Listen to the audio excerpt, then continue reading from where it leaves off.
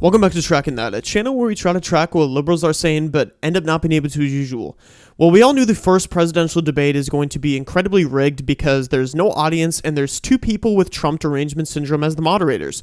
Or should I say Trump moderator. But only CNN could come up with the dumbest thing that I've ever seen in the way that they will mute the microphones. Or should I say when Trump's microphone will be muted. The only time Biden will speak when his is muted is probably asking his aides where the exit is or where the little girls he likes to sniff are. If we go behind the podiums, you can see two green lights. When they're on, they signal to the candidate his microphone is on. When the green lights are off, they signal to the candidate his microphone is off. Now I want to give you a sense of what it will look like for viewers at home if a candidate whose microphone is off interrupts a candidate whose microphone is on. So I'm standing at one podium, and I'll ask Phil to come in and take the other podium. And so let's say I'm answering a question. My light is green, and I'm speaking. Phil's microphone is off, and his green lights are not illuminated. He's going to interrupt me as I'm speaking, and this is what it will sound like. My volume remains constant, while Phil's interruption can be difficult to understand. Now, let's try the opposite. My microphone is now on. Victor's microphone is off, and he's going to interrupt me. My volume remains constant, while Victor's interruption can be difficult to understand.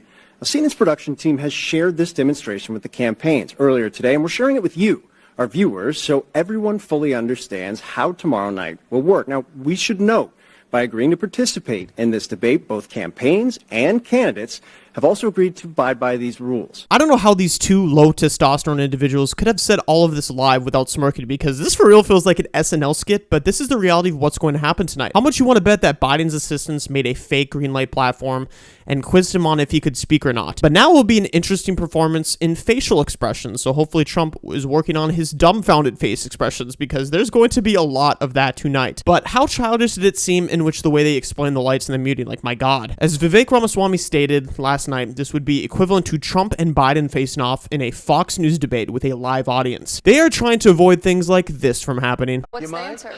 Do you mind? I would like for you to answer the question. Okay, it's very simple to answer. That's why I asked it. It's very simple to, you're a nasty person, I'll tell you.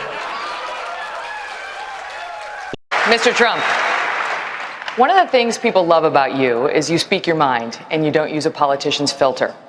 However, that is not without its downsides, in particular when it comes to women.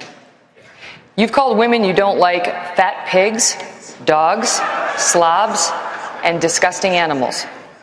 Your Twitter account... Only Rosie O'Donnell. No, it wasn't.